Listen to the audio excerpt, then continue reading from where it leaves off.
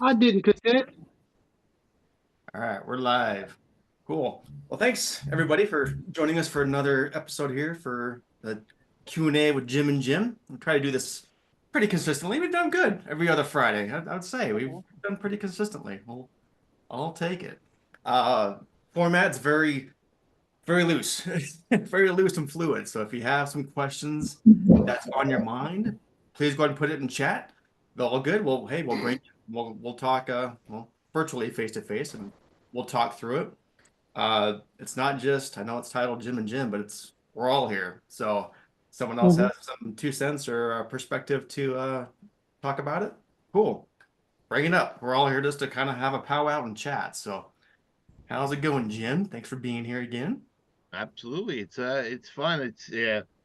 We're talking more storage business these days and working with people. And was up in Massachusetts and met some more great people up there and just comparing notes, who's doing what's working where. And yeah, we all say we're back to the new normal again. It's back to pre-COVID time, and people are freaking out because they're not full anymore. And I'm like, guys, we're still making money, we're still doing good, we're still in a great industry. So if you dot your I's and cross your T's, you're gonna be fine. Oh no, we actually have to work again. Imagine that. Yeah, yeah. I've gotten that a few times too. In fact, I have a couple things that I'll bring up here a little bit later that had some consulting sessions this week that is kind of eye-opening, so we'll bring that up. But I just saw a question, so might as well just jump right into it here. Absolutely. Yeah, Matt, looking to gather some pros and cons of SiteLink versus storage. Mm. You can play pros and cons to any software, frankly. I mean, they all have pros and cons. Now, you do a SiteLink, I do storage, so hey, there we go. Dude, I can tell you right now as it stands, I would never ever go to storage. There's too much for me missing from an operator, from a reporting perspective and operator perspective, that the stuff I use on the back end to really try to do the stuff. And I know Trish is on here. Trisha just shifted from storage to SiteLink to storage, and I know we've had some conversations about that as well. And she's shaking her head at me right now. I can see that. So, no, I mean they're all there. It really depends on what you're looking for. They all have great features and benefits. Let's face it, Jim. SiteLink's been around for 25 plus years. Yep. It's got more features to it. Yes, it's older. It's not a web-based one, but there's a lot more things you can do in it, reporting wise, analytically wise, that you cannot. I mean, prime example. I called my buddy Jason Carl the other week. I Yeah. was in a consulting call. I said, "Hey, I'm not sure where can I find this report. Where can I find this report in storage for a marketing thing?" He goes, "It's not there." Like, what do you mean it's not there? He goes, "It's not there." So how are you? He goes, "Don't get me started." Yep. So, I mean, I know people who love storage and absolutely great. From a front end perspective, it's seamless. It works well. But for me on a back end, there's a lot of missing pieces. And I know they're working night and day to build it back up. Will it ever be where I think it will be? I don't know. I know. Yesterday. If I keep hearing coming next quarter, I hear that one more time, I'm like, jump out the window. I think people that haven't had a software before don't understand what storage is missing. And therefore, they would be able to work with it easier, but going from SiteLink to storage was painful. Best, easiest way to say it. I'm just curious, like any specifics you could maybe mention, like for you mentioned I mean, even the auction process, and everybody does their business differently, but like we still try to collect outstanding debt. And once you move a tenant out of storage, I mean, they're gone. Yeah. You cannot email them, you cannot text them, you cannot reach out to them in any form through the software. So that was difficult because we would still send, an invoice. And if they move them out before we sent like the balance due after auction letter, then Yeah. you had to manually do it. Like you can't go back. And the reporting, as Jim said, is a lot different. I see Matt Clark's got his hand up there. Matt, you want to chime in? Yes, thanks for taking my question, guys. I've been using SiteLink since 2004 when it was not the web edition and we had to back it up on floppy disks. And Some of you really? can relate. Yeah. So I'm used to SiteLink. I love it. And our biggest problem is that it's software based and we are doing everything online and using remote management. And it's so slow. It's causing us a lot of problems with, staff and customers where there's so many delays. We were hoping that it would become MyHub would be a fully functional version of SiteLink. But it's just not going to happen. We've talked to them about it. They're not investing anymore into SiteLink. That's And not storage. necessarily true. That is not necessarily true. I've talked to a couple people on the higher ups there. Now, Mark, I don't want to regret the decision to switch just because it's on the browser. We need the speed at this point. So, question for you, Mark, Matt. Couple questions. And I run this a lot, and something that one of the things we do in my world, first of all we upgrade all our computers. We got great internet speed, but with SiteLink specifically, especially if you're running multiple stores, like I have hubs that run 8 stores, 7 stores, 7 stores. At least once or twice a week, we're loading demo mode to clear out the cache. And you will notice that when you do demo mode at least once a week, if sometimes twice a week, it'll speed you up dramatically. Matt, are you doing demo mode at least once a week? That went away. No, we're not. Matt, I would try that and I would start tracking it. We restart the computers at least once a week and demo mode every Monday morning. And some of the bigger stores will do demo mode twice a week. But the thing we realize, if you load multiple stores up, load your biggest store last. When you talk about demo mode, for what? So demo mode is their training mode. So if you go, all 4 lines go demo, demo, demo. It goes into like a training mode where you can play in there. It's a demo database. You can play in it. You can move people in. All kinds. That's how we train. We train people in it. But what it does, it clears the cache on the back end. So SiteLink, is always downloading from the website. So if you got your software on the computer, it's constantly downloading. Well, that file keeps getting bigger and bigger and bigger and bigger, right? But by doing demo mode or clearing the data, you basically wipe it out and it starts over again. So you're going to get rid of some older data you might not need right then. But by doing that once a week, it helps. I have a question. Robert's got his hand up. I have a question. So I know you're talking about demo mode when clearing out the cache. Now, sometimes in SiteLink, what I do before I actually log in, you can reset the local database. Is that kind of the same thing or is it different? It's identical. It's just a lot of times it's easier. Demo mode is sometimes I just tell my people to do demo mode and try to explain local database. So demo, same exact thing, Robert. Perfect. Okay. Are you seeing a different results in that? When you do it, does it speed up for you? It does. After I reset the local database, it does tend to speed up when I do the login. Yeah. And we also had to, we also had to increase our internet speed with our local internet provider. One store like he's at right now at Tower, it was faster. And at Castle, which is just 5 miles down the road, it was very slow. But we increased the speed and we're a lot faster now. Using the same program, SiteLink.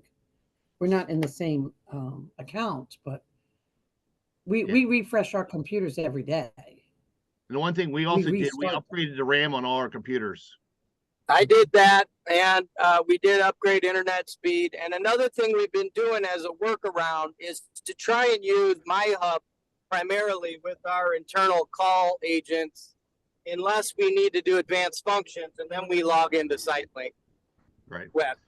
One thing we do, all my stores have, so we have, again, I run hubs, right? So we have stores, we have 3 people in an office. I always have an extra computer somewhere. So when we're doing invoices or we're doing late letters or anything like that, we'll use our secondary computer to be sending out stuff. That way our front other computers are not tied up. Right. And again, just my 2 cents, kind of going back to how we started this, is there's pros and cons to any software. You can pick any of them. There's always pros and cons. I just came from the standpoint of I kind of just picked my horse and just rode with it. I didn't want to do the back and forth thing. Because really, once you have one software, you know how to maximize it and utilize it correctly. Well, it's good. But again, Oh, I was gonna say my main thing was I just wanted a foundation that was built that was all web based. Right. That's where I came from. I just wanted a web based functionality. So Well, I do like all the API integration with SiteLink with the mail service and simple certified mail, and the integration with Jeff Greenberger's Late to Lean and the call centers and Veritech. Veritech now is just recently rolled out Veritech for storage, but it's not completely there yet. So I mean, and that was one of the things Trisha, they had to make sure I was going to be there for them when they switched from one to the other, because if you're already and here's my problem, Jim. I cannot afford to take 5 or 6 steps backwards to go forward with somebody else. And I can tell you, we lost the store, went to another. The owner decided he was going somewhere else and took it to another management company using a different software. And the manager called me like 3 weeks into it. She goes, "I miss you." I'm like, "Thank you." Why? yeah, want to do this? Yeah. They don't use half the technology we do, and we use a lot of tech, whether it's texting, emailing, mail service, any of those things. That if that API connection is not there, and I always describe the API connection is if you look at a wagon wheel, the center hub is SiteLink. Everything else comes in and out of it. If that thing's not working well, like somebody said something the other day about Call Potential. Call Potential, I think, is a very, very good software. I will never use it because I don't want my managers to anything else but the software. Yep. And I can do 90% of Call Potential without Call Potential. Really? I don't like Call Potential. Again, everybody's different, right? That's I see Matt doing that. I say it all the time. That's why Baskin Robbins make 31 flavors of ice cream. We all want something different. I guarantee there's somebody on here who likes that rainbow polka dot, whatever flavor, like fruity flavor. It's probably Mary Jo. So does anyone have anything? Can you give me any specifics about what you love about storage? I know there's some things that would be lost in a conversion. Jim, I'm looking at you. Yeah, no. I've been meeting people here as they're coming in. Really, I can play both sides because I've used all the softwares over the years. Honestly, again, with APIs and the functionality, I love I love SiteLink. I go back to my decision, 6 years ago, just picking my horse and sticking with it. Just really looking at the efficiency. I couldn't tell you how many times I talked to someone that has a software that's, they don't know what they want to do. They might be switching. 9 times out of 10, they've never actually just sat down and spent a couple hours of really digging in on what you can actually squeeze out of it. Frankly, they don't see how much capabilities that's actually available to them. So yeah, I play both sides. I'm almost like a 50-50 split for Jim, me. You raised a fantastic point because I did a consulting job about 2 years ago with a company and signed up and they have SiteLink, right? Yeah. And they call me and they're like, "We hate this thing. It doesn't do this." I said, "Okay, guys, give me a list of what it doesn't do." Everything that they wanted it to do, it did. They just didn't know how to do it. Yeah. So I spent like a month and a half on weekly calls showing them how different things in the software work. Right. So, that's one of the things I hate when somebody says, "I don't like it." Well, why? Well, I just don't like it.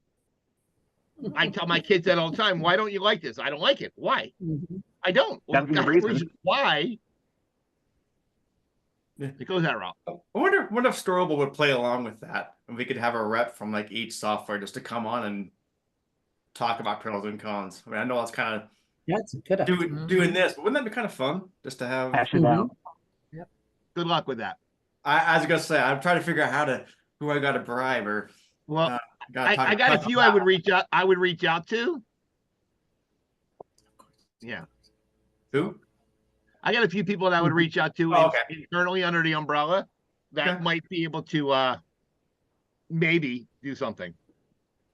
I was gonna say it'd be a battle between the softwares, but then again, they're kind of doing themselves a disservice if they're granted they own them all, but and they can't play favorites either. So it's like Coke and Pepsi. Yeah.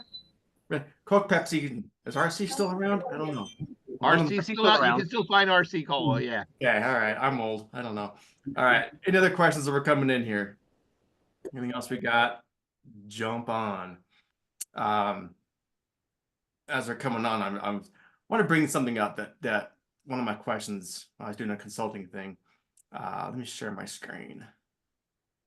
Because again, part of this is as we're all on here, we're going to kind of do a group effort on some stuff. If we can all learn from each other, the better. And it comes back to signage again. There we go. Oh, I got a good one for signage. Do you? Okay. I just want to see because this is what I use at my sites. Got you.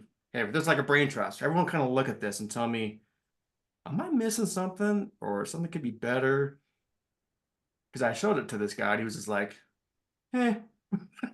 Like, he wasn't impressed. I'm like, yeah, that's pretty decent stuff. Everyone see that okay? Mm-hmm. Mm-hmm. Make it a little bit bigger.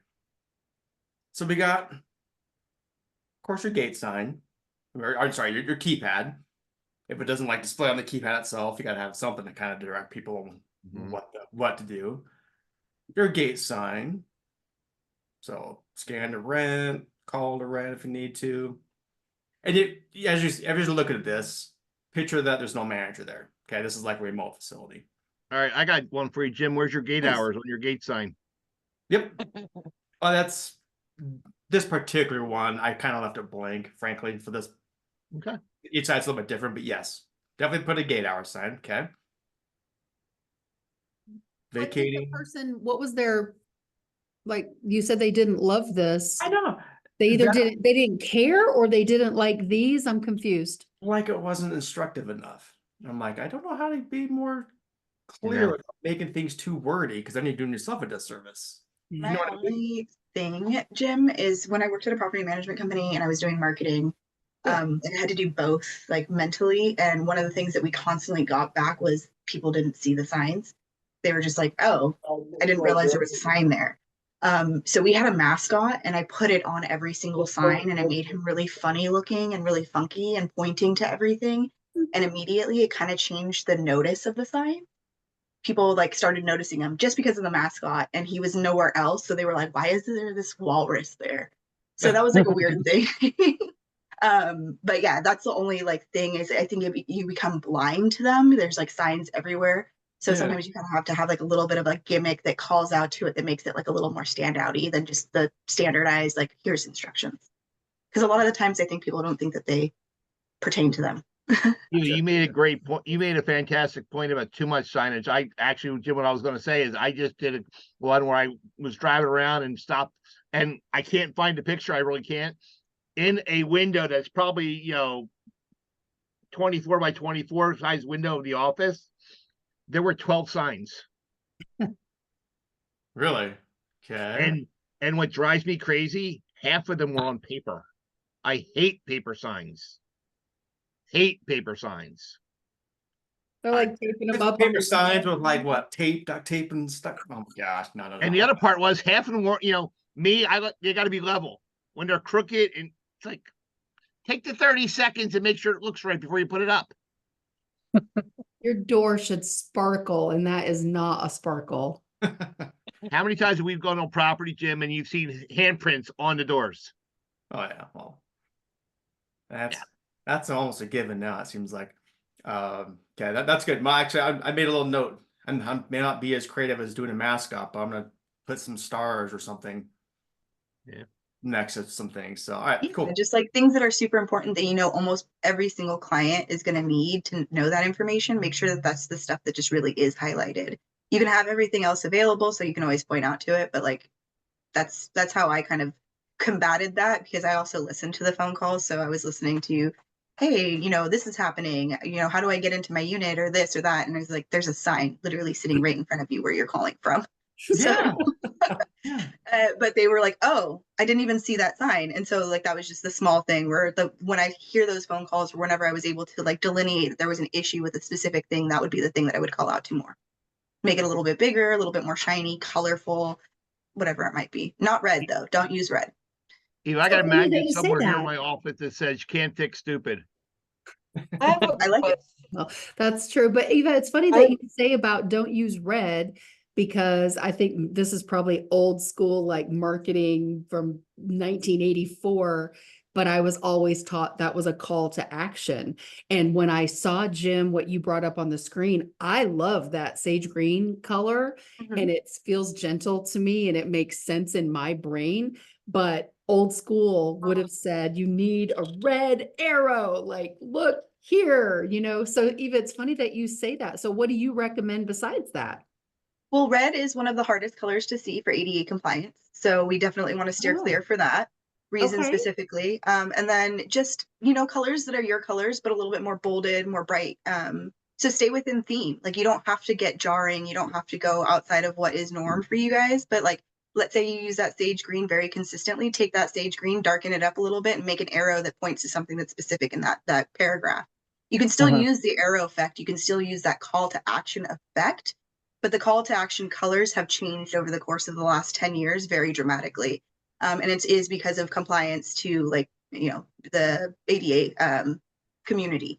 So there's that. And then also red is now kind of more a negative number, or you're looking at like fire lanes or like police messages or things like that. That's what's on the property a lot of the times that are already in red. So people are going to look at that more as something as an emergency. That was a new trick, Eva. Yeah. You can do it. Well, Jim, we work with a new store. We got a property, and I'm trying to do some signage here. With the QR codes are everywhere, right? I'm actually making them now where they're specifically this one. You can see this one here. Yeah. It's just for Google reviews on Google. It's got Google on the bottom, right? Our pay one, we separated pay one, takes it right to the payment screen, and then my rent one, rent now takes right there, and I use the colors from the logo into it, kind of make it all pair together. And when we walk in this door, we got a house unit with 2 sliding windows. They're making a sign, "Welcome to Natural Self Storage." It's going to have the QR codes right up there for them. And we've found good success with the QR codes. But again, and working with Stacy Maxwell, she's a QR queen. Little things like making sure the colors match. We got the logos in there. And this one for Google is my first one trying this one. It just kind of takes them right to, again, you talked about it last week, take them right to the star page. That's where it goes. If it goes, it's right there. Where are you posting these? These are going to be inside an office. They're going to be inside as soon as you walk in the door, the main door, they're right there on the window. Gotcha. And we're going to have the pay one and the rent one outside by the keypad. That way, because this property does not have a fence. It's 2 levels of building. It's an old warehouse that converted, so we don't have no gate. So we're trying to strategically do things like that. So I'm thinking I haven't put it around anywhere yet, but going back to sometimes there's almost too much signage at times. I'm opening up a site here in Grand Junction here in a couple weeks. Gonna do it there. What it's gonna be, again, we'll see. But you got your pay now. You got your review now. Contact us. It's just gonna be one QR code that they'll go to, but then it'll open up a link tree. So go to that page. On that link tree, you'll have each individual section. I like that, but the problem is it's always go both ways. So, but we've always been taught fewer clicks, and if I can do it right to where they want to go. But you know what? We try stuff, Jim. We try it all the time. Yeah, that's why I'd be careful though with the pay QR code, keeping that in a secure space that only is accessible to people who like are in the office or that during your office hours. I had not for this industry specifically, but I have heard of people masking or like taping over QR codes. They'll go and create exactly what they see on your QR code, taping over it, and sending them to their own payment processor. So that would be the only thing I'd be very careful about, putting that payment code everywhere. Wow. Jim, like here's one of my gate signs, right? This is. Thanks for being a downer, Eva. Jeez. Yeah. Sorry, I'm on every aspect of everything, and I hear about it, and I've heard the horror stories about that. So, Dave, if you want these, just message me. I'll get you copies. But here's my gate sign, right? Everything up here, and this sign hangs right above the keypad. We run remotely. The phone number goes right to the call center. Rent now, pay now.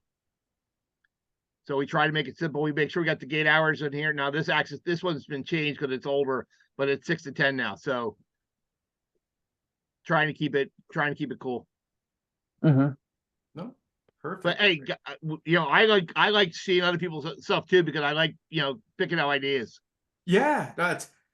I'm again, not to give it away, but I'm putting together like a almost like a forum type of a thing where I'm gonna have exactly that.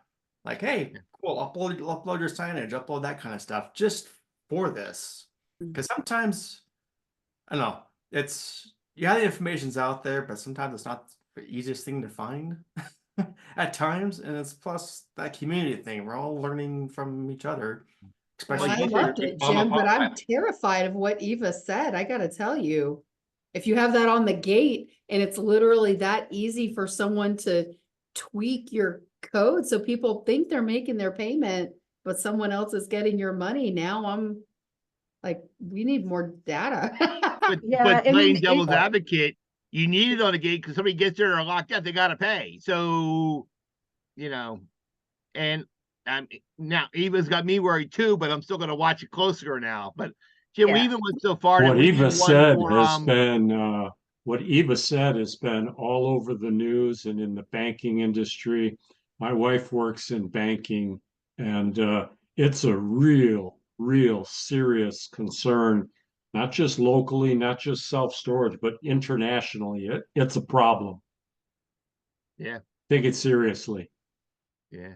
Got some hands raised here. Yeah. Matt, you still got your hand up? Yeah. What we do is we remote manage also. So when we do our weekly site audits and lock checks, we check those signs to make sure there's nothing taped on them or stickers put over them. And by adding your logo, it helps with the security, but we're not going to stop it. We're just going to monitor it, and we'll catch them right away, because if the payment doesn't go through, they're going to call us, right? It doesn't unlock their code. Well, the one thing we do, we always have our remote guys on the field use their phones to make sure the links are going where they're supposed to go, just like testing your phone numbers, guys. Make sure those links go where they want to go, because one of the biggest things, Jim, we talked about signage earlier. Yeah. I was in a store, I called the number on the store, and it said your whatever it was, your prepaid cell phone is no longer in service. Okay. They're using a prepaid cell phone. All right. Yeah. Good operations. All right. A couple more hands raised. I want to make sure we hit everybody here. Pamela. Good morning. Hey, I hate to go off topic here because this is great. Go ahead. Just I wanted to, before I forget, hey, Jim Mooney, Mr. Mooney. Hey, which one? Don't say Mr., please. So, could you refresh my memory? We were talking about rate increases a couple last month, and you had said that my question to you was, how can you, there was a report where you could see where rate increases and time before move out, and that was on the corporate control. Yep, I'm going to pull it up here in a second. Hold on 1 second. Okay. This report is only found in corporate control. You cannot find it in PC base. But I'm going to share my screen here, and I'll walk you right to it. Hold on. So if you're in corporate control, go to reports, pick a store. I'm just going to pick one so it loads quick, right? Down here, you have tenant increase tracker. Okay. And then when it pops up,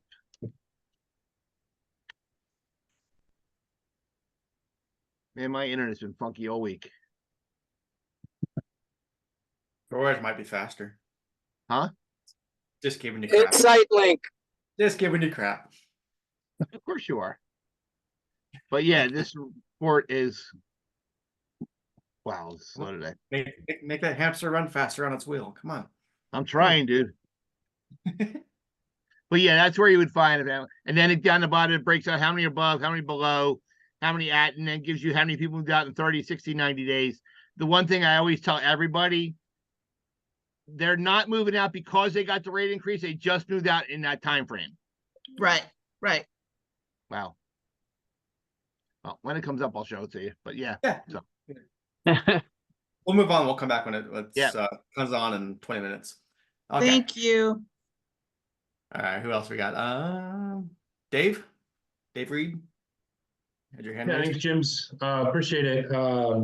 We've got a property that it's kind of out in the distance, and it's a traditional Monday through Friday on-site manager residence.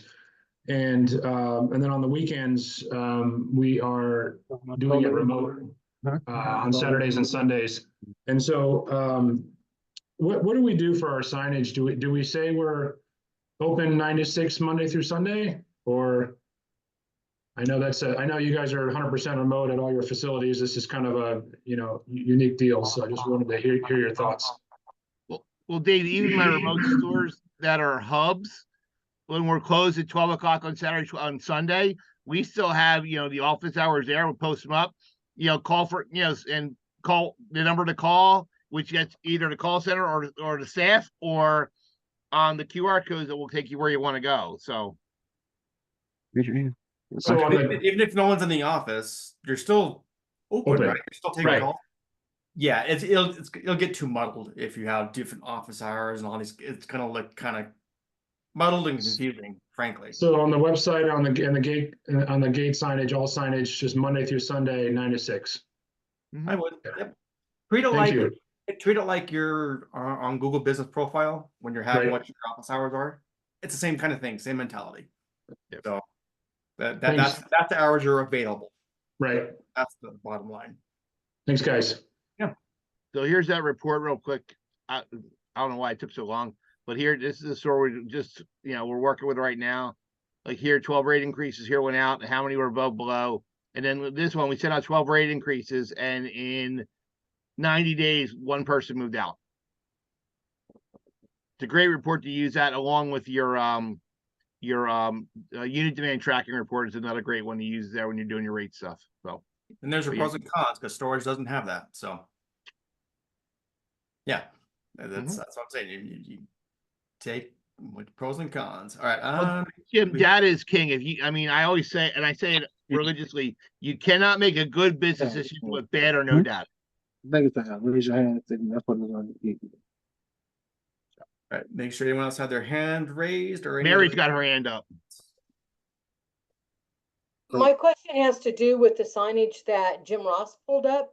It was really pretty interesting. But it was some signage that talked about if you're moving out, this is what you need to do. In this economy, when people are moving out because for one reason or another, or to go to another store, it seems like we want to do what we can to keep our tenants longer, because the longer you're there, the more they're there. I don't know. I like the sign, but I'm wondering if it's giving them the idea to move out. I've never been, again, I can't tell you specifically. Yes, there's a correlation. I've never seen a correlation between anything like that of signage or the heck. How many times we talk about doing the rate increases and they don't move out because of that. Timing is they're going to move out when they're going to move out when they need to. It just, yeah. So I've never been able to make that correlation. We do that specifically for the remote managed places, just to help with the churn quicker. When they move out, we know specifically to make sure that unit's clean and be able to get back into the availability to rent.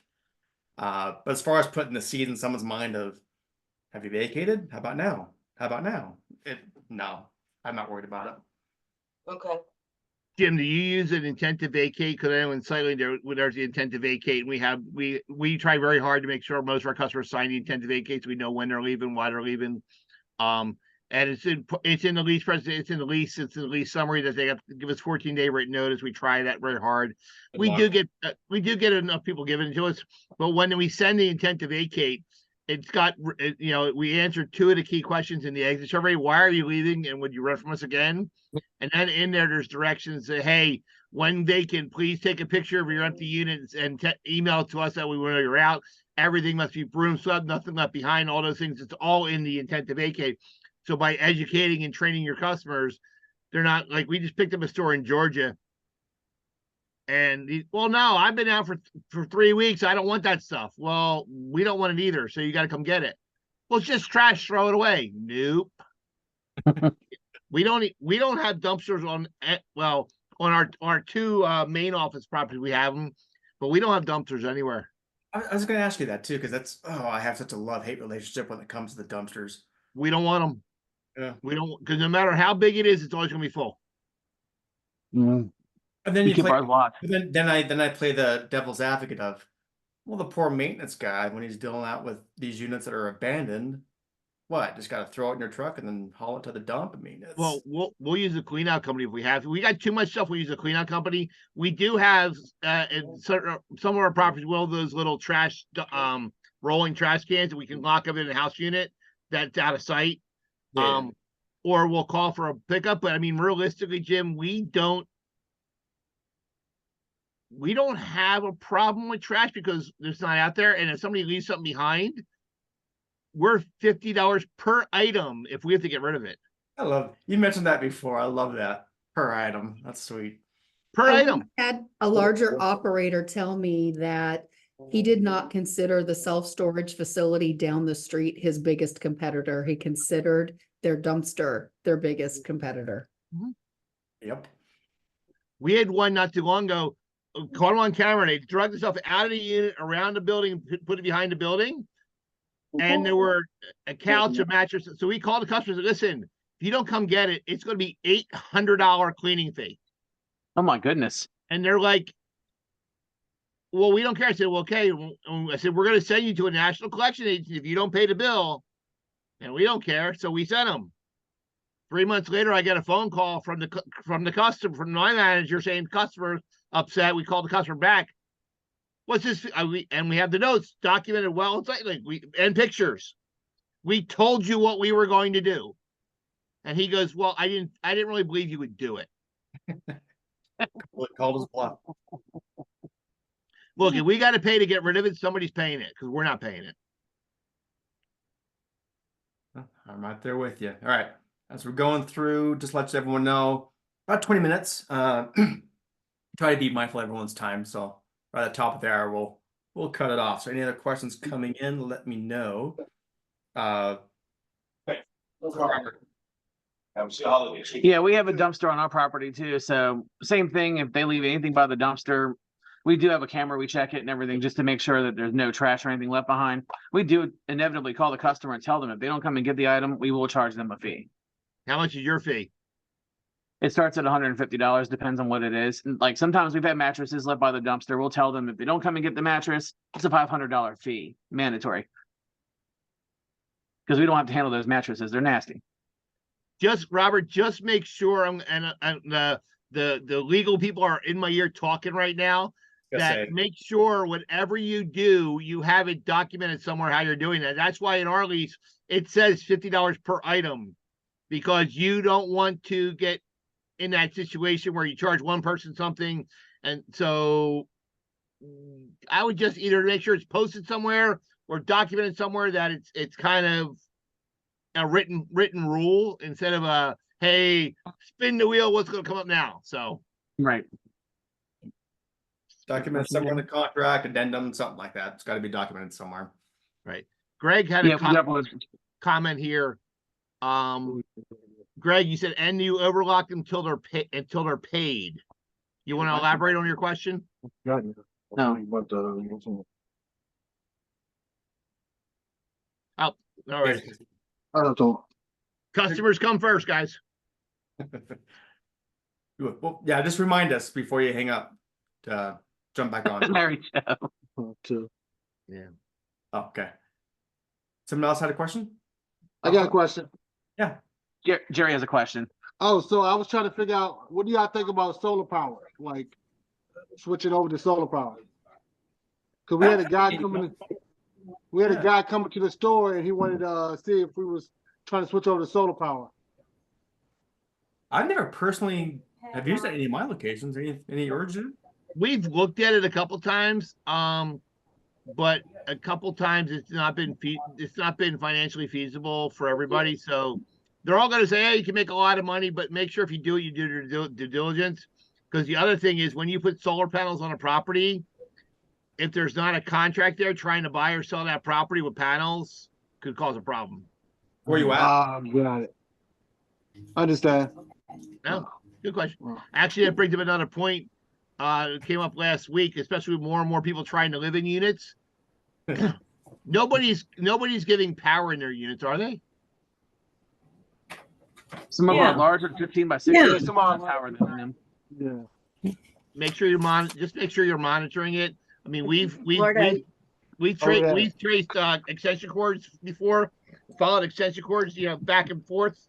So just make sure you're aware of what's going on your property, because we've had people trying in the last month. We've had like 4 people try to live in their unit. Yeah. Economy's We have getting worse. tenants complain about that. Complain about noise and stuff because they're sleeping inside the the units. That's funny. Can you imagine? They're waking me up. I need them to be quiet out there. That's the worst complaint ever. I worked with a company, or I worked with a storage facility, but it wasn't a storage facility, it was an RV facility, and they did all solar panels above their RVs, and then powered the RVs and gave away free electricity. That RV facility was brand new in lease up, and I think it only took 5 months for them to completely fill the entire facility, like 0 to 100, and they sold it within like the next month. So it is, for some things, it is actually really like a good thing to have, but not for, I don't think for storage units in particular. That's what I was going to say. Thanks, Eva. Is I haven't seen it for storage. I've seen it for like the boat and RVs, like in Arizona, Havasu. I know plenty of them that do it down there. I think it kind of depends where you're at geographically and what kind of unit type or market you're trying to get into as well. But for traditional storage, I don't know of any that I would even point you to talk to. Yeah, no. My facility is right near the airport, and we have people that travel back and forth. And one of the things we offer is solar panels for people's cars for their vacation car. So they'll sit for a month or 2 months to help keep the battery going. And so we offer that as a monthly service. We don't offer that for free in case they walk off with our solar panel and our battery charger. Gotcha. Well, Someone talking, or you need to be muted? So 49 is to pay for them. The rest of them, they haven't got paid. That's when got paid. I can't make that out. All right. Not sure who's talking. I always Robert. All right. Gotta mute you. There's too much background noise. About 10 more minutes here, guys. I want to bring this up too, because sometimes this is Q&A, sometimes this is like tips and tricks as well. And this is kind of an oldie buddy goodie, but it came up from a consultation that I did this week. You probably heard me talk about competition alliances. Not just your apartment alliances and things like that. No, I mean your competition that you're in your 3 mile market. And I talk about it, and I don't stress about it probably enough. Anyway, this guy called me. He's like, "No, I read your book, and I was going through it, and I saw you talk about the competition alliance." And to his credit, he kind of like actually took action and not just listened. And anyway, he called me just to be like, "Holy crap." He goes, "I've only been open for, I think it was like 5 months." And he was like blown away by how many rentals he got from the competition alliances, not from online. Because sometimes if you're brand new, we all know it takes a little time to get that momentum going. And he's like, "I've been getting just tons of rentals from these alliances." So I just wanted to bring it up just to kind of put it in your, plant the seed a little bit. If you haven't done it already, look at this strategy. If you want to message me, I'll actually send it here. I'll bring it up real quick. I won't read the whole thing, but just kind of show you. Dude, you got a busy desktop. You have no idea. Anyway, have like a letter that I mail. Also do an email. We do a phone call. We do an in-person visit. Anyway, there's a whole strategy behind it. But we pay $100 per referral. That's pretty cheap actually to rent a unit for $100, considering how much you're paying for other things as well. So I'll pay it all day long. Anyway, I just want to bring that up because this guy was just like, that was awesome. That one strategy has worked out very, very well for me. So I just want to plant that seed. If you haven't done that, or if it's been a while since you've revisited that, especially in the rental season right now, go and shake, like you were talking about before, shake hands, make friends, and yeah, see if you can start setting some of these alliances up. Yeah. So I brought up something earlier. I want to make sure we revisit it again, make sure with everything being so much digital right now, when was the last time you actually tried to rent a unit on your own website? You called your own number to make sure it went where we're supposed to go. You used any of the links in your pages, any of your QR codes. Matt said earlier about his guys check them. We check our phones at least once a week to make sure they're going where they're supposed to go. And not just the main number, the website tracking number. We're going to check that. We're going to check the QR codes. We're going to check all the links, even the payment links. I had a customer the other day, for our store in Columbus trying to pay their bill, and they're like, "Hey, ain't working. They weren't even on our website. They were on the old, they were trying to go through the old link to the old website that doesn't there anymore, that we, a month ago. It's like, guys, wrong page.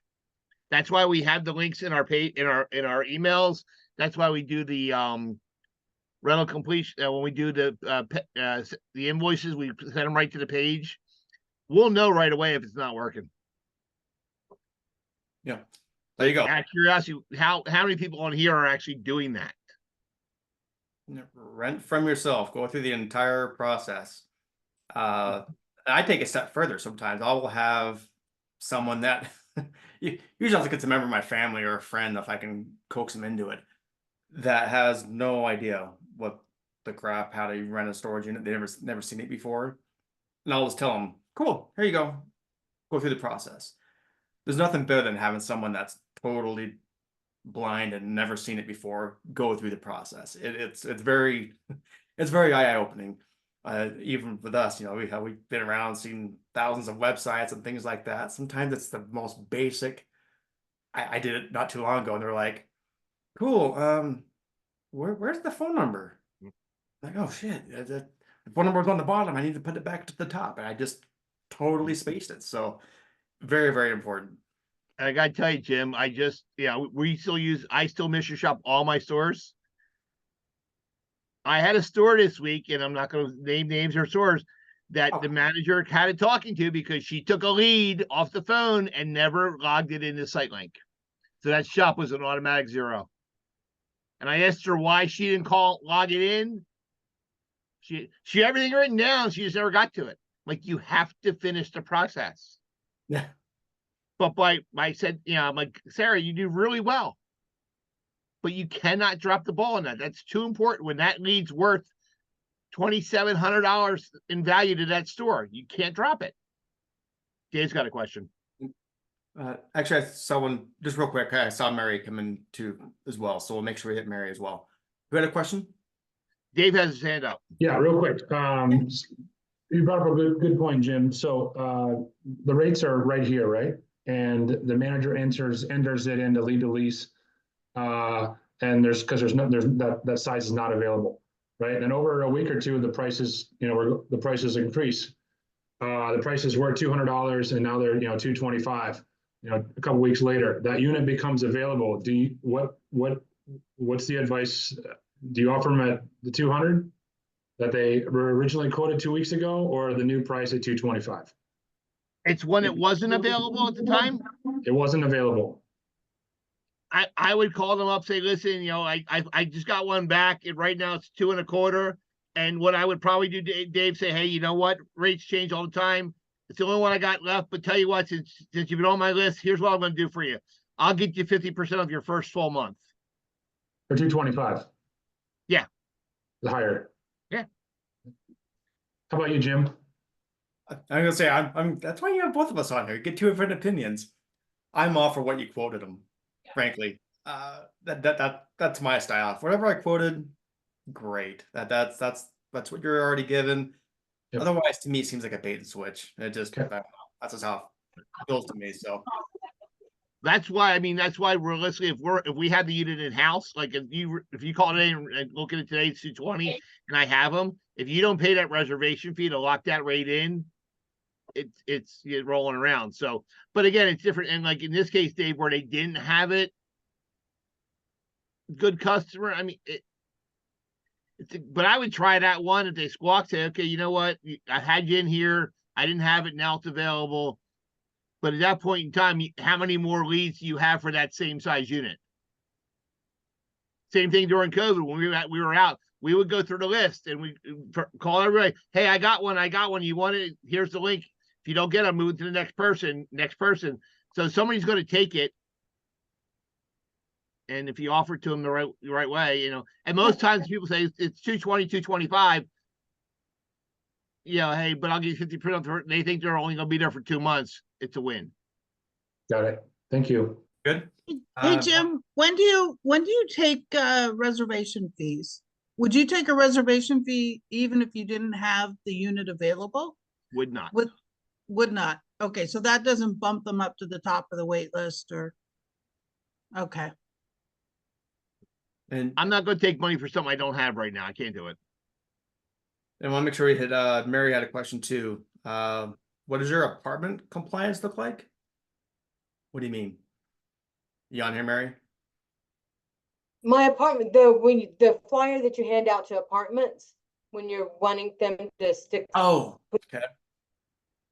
To wanting them to put that in their welcome packet, and maybe I was thinking I want to do that, but I can't visualize what it would look like to have that flyer. I know I would need to do a code for that facility, for that apartment complex. Yeah, I found it as fancy as doing a code, but there it is. Let me share my screen again. Been sharing my screen a lot this time. Dun, dun, dun. But I was thinking of using a code so that I could follow how much rentals I'm getting from that location. Yeah, well, it would be nice if you're getting flooded. Do you have to worry, honestly, about, oh my gosh, look at all these, I got to keep track of it. It's never going to be like an onslaught of it. They get sprinkled in. You get a couple a month, you go 2 months with nothing, you get a couple months, couple of rentals the next month later. So yeah, if it was going crazy, that'd be awesome. I've just never seen it go that nuts when it comes to these apartment alliances. But I can send this to you as well, but this is it. I just do it. Announcing the, VIP. Is there a way that you can make that bigger? Jim, one thing we did at one of the properties, we put a different discount out there that only applied to the apartment so we could track it by the discount. Yeah, That's what I was talking about. Yeah. If it's an apartment complex for us, I know the one time we did 4 months, 25% off because they're going to be there long term. And I was able, you could track that discount only applied to the apartment people. You could track that discount through the software. There you go. You're set. Hey, I also want to do, since we're all here, we're all trying to learn from each other and grow. I wanted to do a shameless plug since we're all here, and I'm going to give you the link to it. Going to be doing it here probably in a couple weeks. I'm going to nail down the dates. Basically, kind of what we're talking about with these leads and the marketing and operations. Give me a chance to kind of go a little more in depth, kind of show more examples, giving materials, that kind of stuff. So it'll just be me, no Jim, no other Jim, sorry. So you have to get sick of me. But it's going to be 3 days, probably a couple hours each day. I'm just going to run it within a Facebook group. So right now it's just me, so that's lonely. So I'm going to put because no one haven't even promoted this yet. So let me put this in We chat. got one more hand up before we get out of here. Yeah. I'm going to put this in chat and you can answer that question. Right, there's in chat. Go to that link. At least you get part of the group, and that way you'll get notified when that 3-day sprint is going to happen. Like I said, it's probably going to happen in a couple weeks. So we got 2 more minutes here. What's the question, Jim? See you. James has his hand up. Hey, this is an easy one. Just point of view. Your gate breaks down. You know you can't fix it for 2 days. after hours, do you leave it open so everyone can get in, or do you close it so no one can get in? I'm gonna leave mine open, make sure I got cameras on it. That's my perspective. We don't all agree over here. We would do that, and then we would also probably send a blast email out to everybody saying, hey, FYI, the gates, we're missing a part. You know, parts on order will be here to stay for the next 24 hours. The gate's going to be open. However, we still have our cameras and, you know, on everything. We know who's coming and going. I might even make a call, a non-emergency call to the local police and just ask them to do, hey, do you mind doing a couple of extra patrols because of this situation? Just keep an eye on it for us. That'd be great. All right, thank you. If you live in an area, they actually care about that. But yeah, that's.